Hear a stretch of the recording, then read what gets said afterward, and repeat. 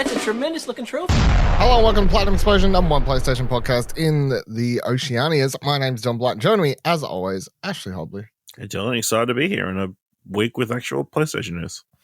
We do indeed have things that have happened that involve PlayStation and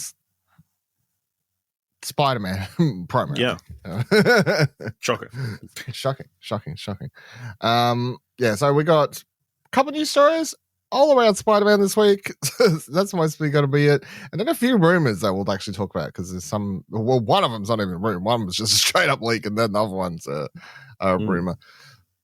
So let's get into it. Firstly, so an event happened this week, San Diego Comic-Con, which was... Never heard of it, yeah. Which is weird because no one could attend, really, because of all the strikes and stuff. So, but anyway, it happened. It happened, yeah. Congrats to them, be able to pull it off, you know. They were like, oh, who can we get? Just... Oh, the dog that played Cosmo. I mean, yeah. I think he might. Dogs need rights too, is what I'm saying. I think he crossed the bigger line, is what I'm hearing. I think, animal actors are part of SAG. I don't know. What's the ruling? That's a good point. Is the dog, whose name I can't remember, a scab? Probably retired now, But nonetheless, Spider-Man had a panel there, and they talked about the game and whatnot, and they released a new trailer for it. So probably the most, direction-led trailer of the proper story trailer we've got, obviously, for Spider-Man so far. It starts with Harry Osborn and Peter talking, and obviously he's going to be such a big part of this game. Kind of predicted that based on the stuff that is teased in the first game. You get to see a little bit more of Kraven coming in to wreak havoc and whatnot, and then it ends with big old Venom, proper Venom coming out. Not Spider-Man with the Venom suit, but yeah, the full-on Venom, which I'm going to say is Harry, right? Or is that a red herring? I know, that seems to be the current theory. But I feel like they'll hit us with a twist, possibly. Could be. Because obviously the last shot of the trailer is from behind Harry, and you hear the voice of Venom. But could be classic misdirect. You know what I mean? Could be a classic misdirect, yeah. What do you think of the trailer in a whole? Looks really good. Just getting a little bit more story, getting a little bit more relationship stuff. Again, it's still weird to me to see this version of Peter. But I think I understand it more because the version of Harry they've got looks like the old Peter. Maybe that big eyebrows and stuff. Yeah, it's because you didn't play much. I haven't played the remaster, and I might do that before 2 comes out. Yeah, which means I probably won't. But I didn't even think about it because I guess but I did play the remaster, or at least for enough to not bother me anymore. Yeah. No, so but even that, this version looks much better than the remaster of his face and stuff. So that's really cool. Seeing clearly Miles is going to be a big part of the game. Even Mary Jane looks different. I feel like. That's people have been saying, and then there was a news story where Insomniac's like, no, it's the same person. I think it's just one of those eye tricks where her hair's different in this. When most she just the other game she had it so redder, or it's the lighting. But yeah, Venom looks cool. I'm excited to see how this all pans out. The other thing was pointed out that I didn't realize is that's Mr. Negative in the trailer as well. Yeah, the long hair and the beard. So maybe he's Venom. Throw it out there. That would be dumb. What do you think of Miles yelling at him, saying like you ruined my life and everything? I don't know. This just could be a moment, or maybe Black Suit Peter does something, to fuck things up. Yeah. I don't want to say they spoiled it because it's not really a spoiler, but they're more or less been hinting at. I think when you get to the end of the title card and all the the symbiotes are crawling over the title of Spider-Man or whatever, and then electric shock goes off and scares them off. I think that's a sign of how they get the symbiote suit off Peter. Is that it's not going to be a bunch of metal poles in a church? No, I don't think so. No. I think at some stage in this game you're going to be Miles and you're going to have a boss fight against Peter. In the absolutely. Suit. It's 100% guaranteed. Yeah, and then I will be shocked if there's not in in the game, and that's gonna happen prior to the whatever, the midway point or whatever, and then it gets shocked off, and then the symbiote runs off and goes and gets Harry or whoever. Yeah. I mean, it's going to be interesting because apparently the skill tree involves a lot of venom powers, like that sort of stuff I've heard. So then halfway through the game, you're not going to utilize any of those anymore, Unless they, I don't know, unless they come up with a way to have them carry forward. I don't know. Yeah. Some sort of way. It's hard because it's like, I guess, no, it doesn't really make sense, does it? Like you have to have the moment of this, like Peter and Miles have their fight and then the symbiote runs off and then we get Venom. But then it's also weird because then it means that a majority of the game, you're not going to have Venom show up until like the later half or the back end of the game, and he's the cover star villain, like. But you got Craven, who's probably but Venom is the one who's been like, Venom is the logo. Venom is the collector's edition statue. Venom is, you know what I mean?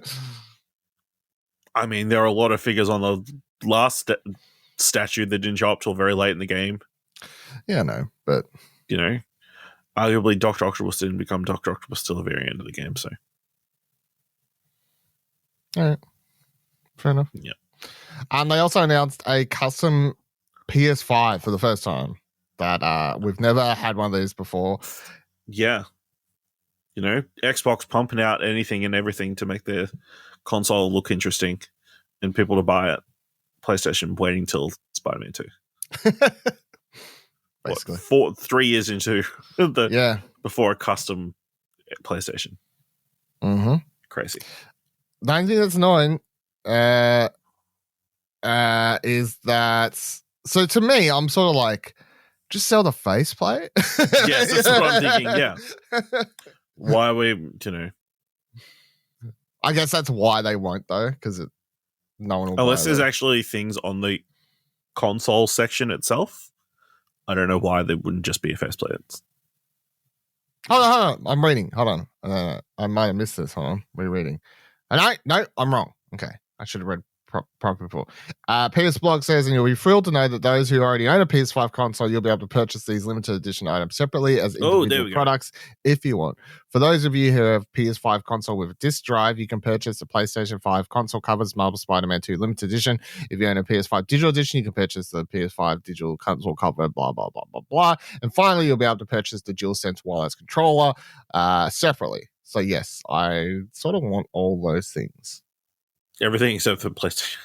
Everything except for the PlayStation. I'm glad they've done that though, because I was about to get annoyed and be like, why? Like, people would happily pay the $100 or whatever for the cover.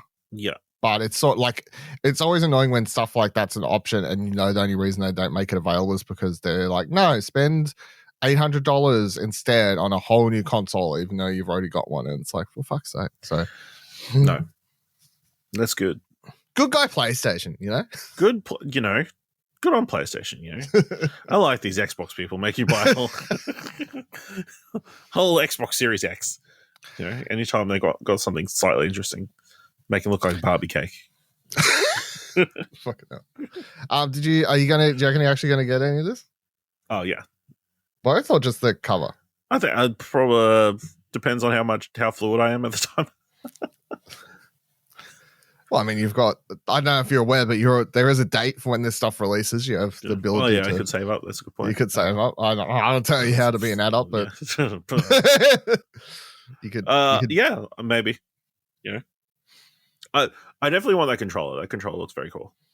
Controller does look very cool. The faceplates, am I going to be really looking at it? I mean, it is pretty cool. And if it's a one-time thing, is there going to be another PlayStation property in the next however long that I would want instead of Spider-Man? Probably not. No. And as someone who owns 2 PlayStations, It'll be I need easier to to tell them differentiate. apart, I need a way to differentiate them. Currently they're both sitting there with their boring white plates on. I can't. It's just not helping. That's the reason. The real reason I need it. Yeah. So when and where? Press Start has an article up. So these things will all go for pre-order in Australia 10 a.m. on fucking July 28th. July 28th. So what's that? That is Friday. I expect the plates probably to be okay. It's the control they'll probably sell out. Yeah. If I was to guess. The console bundle will probably sell out too. Because the thing with the console bundle is that people actually will keep those in the box, and that's true. That's like a collector's item and whatever else. So I'm sure they will sell out like hotcakes too. I wouldn't be surprised. But yeah, I'll have to put a reminder on my phone and try and remember to grab up those. I reckon I want both, to be honest. So. Yeah. I'm very keen for Spider-Man though. Awesome trailer. October 20th, in case people have forgot when all of this is coming out. The items themselves, September 1st. Ooh, so that's gets you anticipated, including the console bundle, because it comes with a digital code, which of course you just won't be able to download until. And the console's a disk drive console, right? Console is indeed a disk drive console, but it comes with a digital code still. Yes, because that way they can release it earlier than the game and still be like, "Hey, here's your code." Like that's actually pretty smart. Yeah, so that sort of works out. So, you'll be able to you'll be able to play with your DualSense and your faceplate and get excited for the game well ahead of release. They should do that with like all the collector's editions if they're not going to have an actual disc disc game. Yeah, just give you a code. Yeah, because it makes sense. You can just ship it out early. Okay. Yeah, build anticipation. And then I can have the digital code ready, so it's pre-installed. As soon as it hits midnight, I can play it.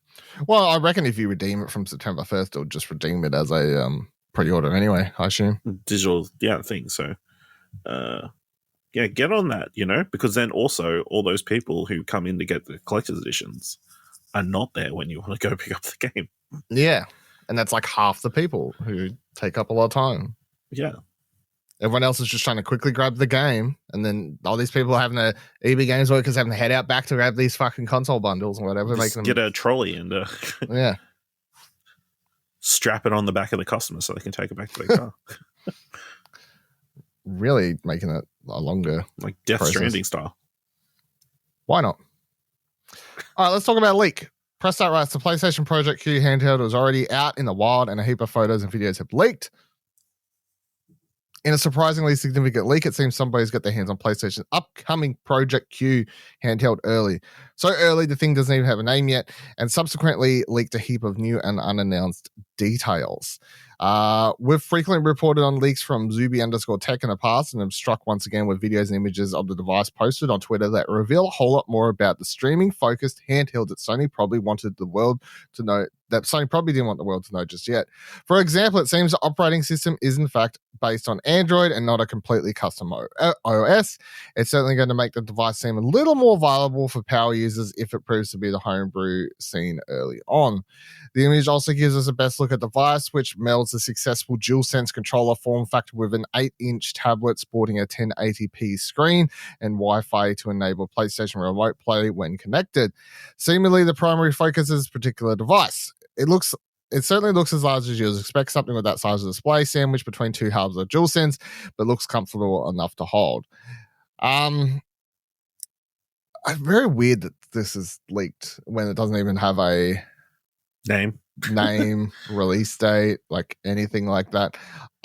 Again, we've talked about this before. Neither of us really care about this because a Wi-Fi enabled device to remote play stream games is just not something I feel like is going to take off in most places around Australia, a lot of places around the world. In a whole, I just don't think that's what people particularly want, even if you've got all these Xbox like cloud streaming services, Nvidia, whatever else, like they're all cool, but it's just not something. If that's the sole reason and the only way you can use the device, I'm like, yeah, I don't really care. Yeah, there's a very small audience. Yes, exactly. It's people who only have one television and sharing it, or people who desperately want to be playing their PlayStation games in the bed. This is like pretty much the complete opposite of what would get me excited. You know, as someone who's a hashtag rogger, the ROG Deck, Steam Deck, all these devices, you download games to them, you can play them without Wi-Fi, you can play them out and about, whatever you want. Like that's cool, that's exciting. This Wi-Fi only, streaming only, don't really care. I will say from the design point, it looks sort of weird, but also it does look like it would be comfortable enough because it is literally just... It's a DualSense. Yeah, it's literally just two sides of a DualSense with a tablet sandwich between. I mean, yeah, this definitely continues my theme of it's just a bunch of, Sony phones that they've had in excess and they've stuck them in between some DualSenses. Xperia plays, Yeah. Just because of all the bezeling along the edges as well. It's like, man, looks like they've just grafted on top of it. Yeah, I think that is the thing, like the bezeling and everything like that. It just makes it look weird. Like it literally just does make it look like they've just when he turned it over, I think as well. Like, yeah, it's like white for like a very small section of the back, and then the rest is just like the back of a phone. Yep. They're like, no, let's just get a Samsung Galaxy Tab 8 or whatever that in 8-inch tablet is, and just cut a DualSense in half and pop your PlayStation. Like there you go. So I don't know if this means that, because there was also another, I don't have it in here. There was a rumor I saw last week about it, upcoming PlayStation Showcase or some sort of what do you call it, state of play, if there are things they still do, for August maybe. So I don't know if this leaking leads more credence to that being a thing and maybe them officially announcing the name of it. I don't know, but anyway, weird.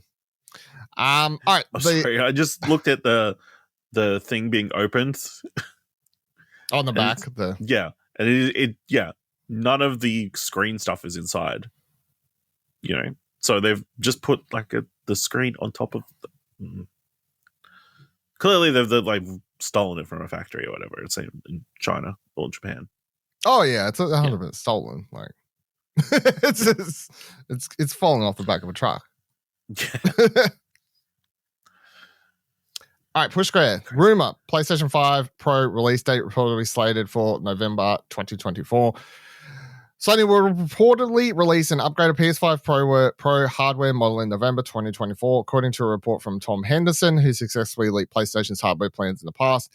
The Insider Gaming scribe, this time writing for Key to Gaming, accurately outed the Japanese giant's remote play streaming hardware Project Cube prior to its unveiling, and has inside information of a variety of other projects, including its line of in-zone headphones.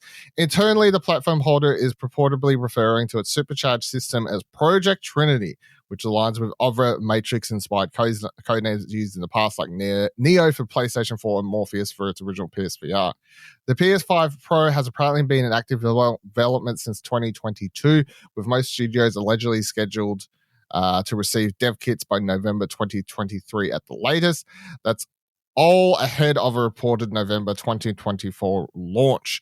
Henderson does allude to some specifications, including 30 workgroup processes, but admit he has a lack of technological prowess and that details have been hard to pin down. Nevertheless, he mentions that an upgraded system will aim to improve frame rates in 4K resolution, optimal 8K modes, and accelerated ray tracing. All of this seems reasonable and is largely what we'd expect from hardware refresh at this stage. I know we've talked about PS5 Pro as a thing a few times, not something you give any fucks about. I do care for half of the things that are mentioned here. So if the PS5 Pro, the only thing I need the PS5 Pro to do to make it worthwhile to me personally is the if I can get all the games that can't currently run 4K 60 to do that, then that's worth it to me. Like if every game at the moment that can at max run like 40 frames at 4K, which I think is like, for example, Spider-Man and stuff like that, would have added those modes post release and patched a 40 frame 4K mode. If those can be run, if those can run at 60 locked 4K resolution, that's literally all I need to go. Yep, I will happily upgrade. Like that to me is a selling point. 8K, I don't give any fucks. Now they will absolutely hype the fuck out of this prior to release, I'm sure. If that's be a real shocked if thing. 16K is on the box. Yeah, they will say it does 8K 100% now, 16K. Fucking coming. Because the thing is, they did of course make that part of the selling point of the original PlayStation 5. They were like, hey, it does 8K. I mean, so did Xbox, to be fair. Now the thing is with 8K, it's not a thing. I mean, it is a thing, but it's also not a thing readily available thing. Yeah, it's not a thing that anyone's making. Like I really look forward to them being like, hey, look, we've got Super Stardust HD from the PS3 running in 8K. I'll be like, cool. It sure looks good. Sure looks worse. I don't know. Like my fucks to give there is pretty empty. But yes, I think I know that you don't care. I definitely do feel like the part I care about, the 4K 60, for a lot of people would be like me, and that would be a selling point. My question: how likely is that? I don't think it's. I feel like it's fairly likely. I feel like it's not that. I know. I feel like I keep hearing high-end PCs like struggle to maintain 4K 60 frames. You know, so in a console, what's the price point going to be then? I'm drawing the unrealistic expectation that some people have, that both for PC gaming and console gaming and everything, that is just out of the question. I stop caring about is 4K 60 ray tracing. That's just not on majority of games. Like I know some games, yes, can do that depending on the type of game it is. However, imagine a Spider-Man or whatever, like a big open world, graphically intensive game, 4K 60 ray tracing. I'm like, no. But as I said, Spider-Man, and it also does help when they are obviously developing solely for the PlayStation instead of also other consoles, because then you get to I think that helps the development process, obviously. But the fact they had that 4K one at 40, they're getting there. Like, you know, a little bit of extra oomph. They just need some more cores, Ash. You know, just a few more cores. I think that's how things work. I think that's how things work. I'm not sure. PSVR for the players. Let's talk about one last story for the week, an exciting one to end the show with. Some PSVR news. Coming from the PlayStation blog, First Contact Entertainment is thrilled to share first gameplay trailer for Firewall Ultra, along with new pre-order details on the game and its different editions. First and foremost, the game finally has a release date. It's coming out August 24th, 2023. That's exciting. So this is because this is pretty much the most anticipated PSVR game. Well, announced most anticipated. I mean, in the back of my mind, I'm consistently excited about an Astrobot game, but most anticipated game that is a known quantity. So, writing here in the piece blog, David I can't actually pronounce his last name, so sorry. Strategic Communications Manager, First Contact Entertainment writes, ever since we announced Firewall Ultra, next evolution of the Firewall franchise last year on the PlayStation blog, the outpour of encouragement from the community has been nothing short of amazing.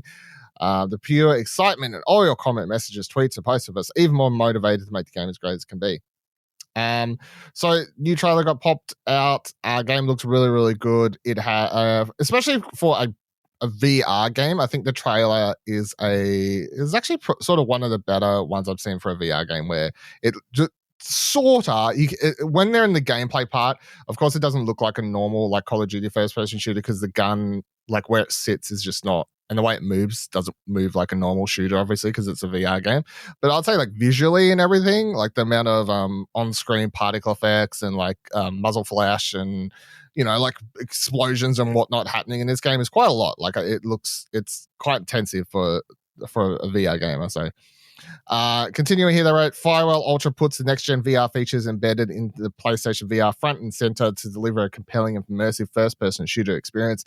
This includes eye tracking for innovative uses like closing your eyes to avoid the effects of a flashbang, incredible haptic feedback in the PlayStation VR to sense controllers for realistic weapon feedback, headset feedback when you take damage or toggle on night vision goggles, and so much more.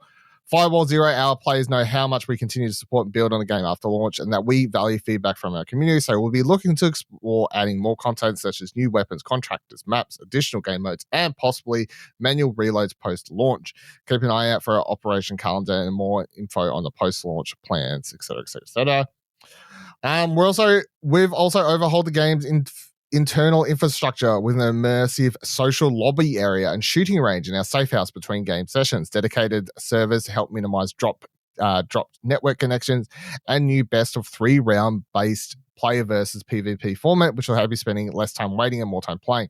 So all of these things are amazing use for someone who played a lot of the first game, because when you were in the waiting to get into a game, sometimes you'd be sitting there waiting for 2 to 5 minutes, waiting for that last player to join the game at times, and you would just sit there staring at your character, with your loadout and stuff. There was you're just sitting there waiting, which is fine in a normal game because you can sort of pull out your phone, have a look on X, or have a look on whatever your social media platform of choice is. But when you're playing PSVR or VR, of course, you're just sitting there. You're just sitting there going, cool, I'll wait for the game to start. So being able to run around and do your a lobby area where you can practice shooting or something, it's no different to Fortnite or whatever else, of course. Everyone runs around, does their little emotes and shit like that. It's really cool. Dedicated servers, absolutely amazing. The amount of times I had the game, someone who was the host drop out and then the whole game would end was super annoying in the first one. And best of 3 matches instead of best of 1 is also amazing because it means even if you have a bit of a wait time to get into it, it means that you'll be going for best of 3 now. And if you get your ass handed to you in that first round, you're not straight back to the waiting lobby. So that's really, really cool, I think. But where's the other stuff that said? I can't remember. Here, this other thing they point out here is cutting edge FPS immersion. They point out again the flashback thing, but they also say using eye tracking, you'll be able to quickly swap weapons on the fly without needing to take any time away from action. And for voted, rendering ensures you'll always have a sharp and crisp eye to look around the world thanks to PSVR's powerful 4K HDR display. Just wait until you play one of the darker maps and witness the dynamic lighting from the side. Barrel flashlight attachment for the first time. There's nothing else quite like it. Now, this all sounds like PR mumbo jumbo, but also is, and well, it could be. I'll say could be until I experience myself, but it all sounds like things that would be really cool to experience.